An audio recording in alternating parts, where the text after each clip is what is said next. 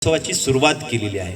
मात्र दुर्दैव असं आहे की आपण नेहमी साधू संतांनी केलेलं कार्य त्यामागचा उद्देश विसरून जातो आणि फक्त स्टंटबाजी या बाबतीत या दृष्टीने उत्सव साजरा करत राहतो। आणि म्हणून काही गोष्टी चुकीच्या असतील किंवा काही गोष्टी चुकीच्या समोर आलेल्या असतील तो भाग सोडून द्या। मात्र साधू संतांनी जे मोठं कार्य केलं किंवा महापुरुषांनी जे कार्य केलं त्या अनुषंगाने आपल्याला हा भाव इथे घेणं गरजेचं आहे। आणि म्हणून आपल्या या विद्यालयामध्ये बाबांची पुण्यतिथी होत असताना आपल्या मनामध्ये त्यांचं एकूण चरित्र कथा आपल्याला माहिती असली पाहिजे।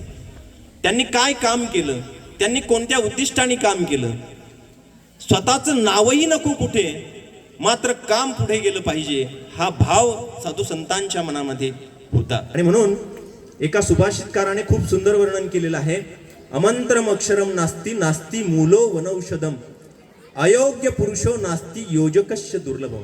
म्हणजे आपल्या सगळ्यांमध्ये काही ना काही गुण आहे। आहे का नाही शेवटी बसलेल्या मुलांनो चिंचेखाली?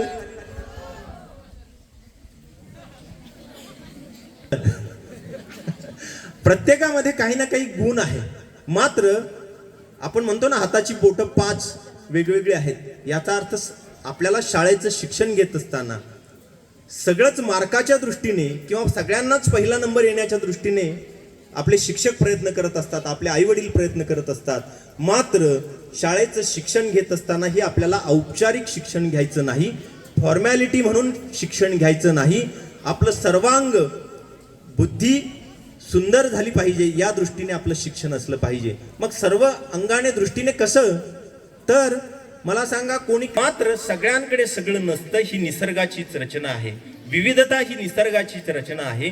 कोणामध्ये काहीच नाही असं होऊ शकत नाही। आणि म्हणून तो सुभाषितकार म्हणतो योजकस्य दुर्लभम।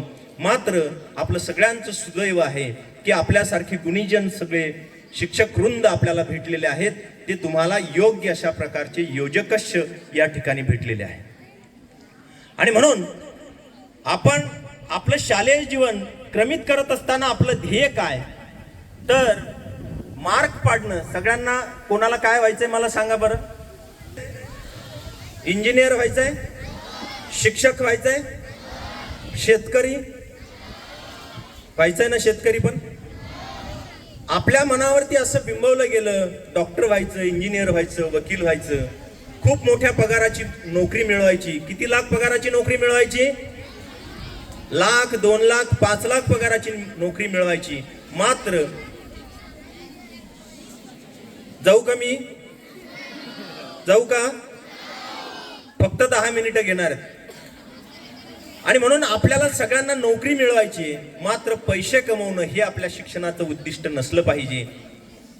आपल्या शिक्षणाचं उद्दिष्ट सर्वांगीण विकास आपल्या व्यक्तिमत्वाचा। आणि म्हणून एका चिंतनामध्ये आलं आपल्या जीवनाचं सगळ्यात मोठं उद्दिष्ट कोणतं? तर आपल्या जीवनामध्ये 2 गोष्टींनी यश समजलं जातं। त्यात सगळ्यात पहिलं मोठं उद्दिष्ट, जर तुम्ही 2 लाख पगाराची मिळवा नोकरी, 5 लाख पगाराची मिळवा, मात्र तुमचं जर का आरोग्य नसेल, तुमचं जर का शरीर चांगलं नसेल, तर सगळं कसं आहे?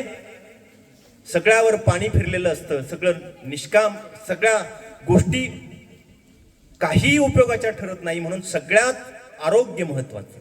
आणि दुसरं यश समजलं जातं, तुम्ही आता खरं तर लहान आहात, 8, 10, 12, 15 वर्षांचे आहात, मात्र आपलं आयुष्य ज्यावेळेस 50-60च्या वयाच्या भोवती जातं त्यावेळेस आपल्या यशाचं दुसरं एक गम। आणि आपलं कुटुंब, मग आपली आई असेल, आपले वडील असतील, आपले भाऊ असेल, आपली बहीण असेल, या सगळ्यांशी आपले संबंध, आपल्या मित्राशी, आपल्या गावातल्या गुरुजनांशी, सगळ्यांशी कसे व्यवस्थित असेल, हे 2 उद्दिष्ट आपल्या जीवनामध्ये असायला पाहिजेत।